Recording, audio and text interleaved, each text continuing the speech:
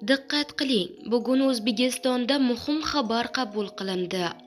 Bu yangilik esa ko'pchilikni hayratda qoldirdi.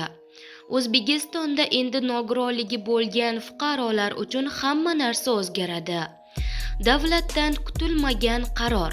Bu qaror minglab odamlarning hayotini o'zgartirib yuboradi.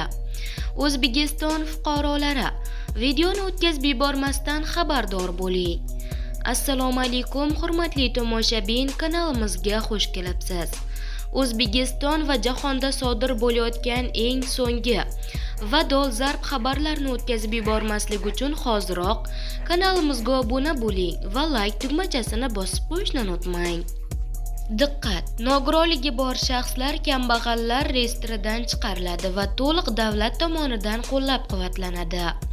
Prezident raisligida o'tkazilgan yig'ilishda qayd etilishicha, 2026-yildan nogironlar uchun teng imkoniyat inklyuziv bandlik loyihasi joriy etiladi. Bandlik jamg'armasida ularga 30 million so'mgacha foizsiz suvda ajratilishi yo'lga qo'yiladi. Prezident Shavkat Mirziyoyev raisligida kambag'allikni qisqartirish hamda aholi bandligini ta'minlash borasida ishlar salohiyati va kelgusi yil uchun ustuvor vazifalar yuzasidan yig'ilish o'tkazildi. Unda ehtiyojmand oilalarni ijtimoiy himoyani kuchaytirish zarurligi ta'kidlandi. Hamda e'tiborga olsak, bundan buyon daromad topish imkoniyati cheklangan va nogironligi bor shaxslar kambag'allar reyestrida bo'lmaydi.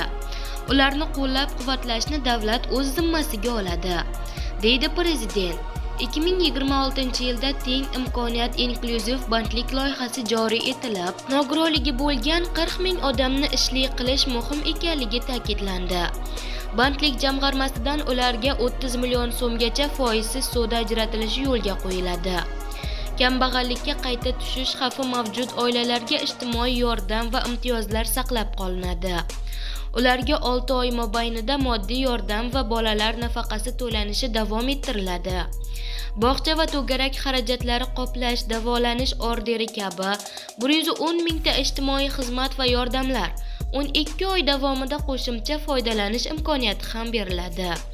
Bundan tashqari og'ir hayotiy vaziyat sababli kambag'allikka tushib qolish xavfi yuqori bo'lgan oilalarni oldindan aniqlab, ularga manzilli yordamlar ko'rsatilishi yo'lga qo'yiladi.